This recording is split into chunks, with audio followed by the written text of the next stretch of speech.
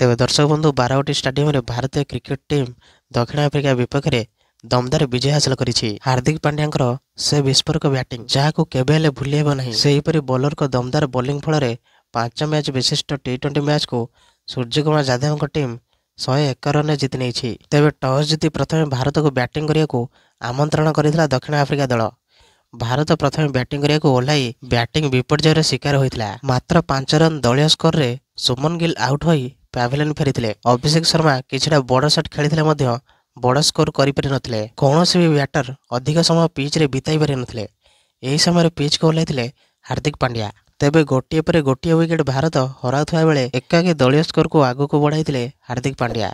से 28 बॉल में 4टी छक्का और 6टी चौका बल 59 रन करथिले, जहा फल टीम इंडिया दलीय स्कोर 6टी विकेट विनिमय 175 रन में पहुंची। तेबे 176 रन विजय लक्ष्य पिछा करने आसी प्रथम ओभर ही विकेट हराइबा आरंभ करथिला दक्षिण आफ्रिका। प्रथम over Arshdeep Singh Quinton Dick को पैविलियन पठाई देथिले। यापर दक्षिण आफ्रिकार कौन बैटर को पिच रे समय बिता को देई नथिले भारतीय बॉलर। सेहीपरि 6 जन बैटर 2 अंक विशिष्ट स्कोर भी करि नथिले। केवल ब्रेविस सर्वाधिक 22 रन करथिले। मात्र 74 रन ही दक्षिण आफ्रिका दल ऑल आउट होई मुंडाई एक अलड़ा रेकर्ड।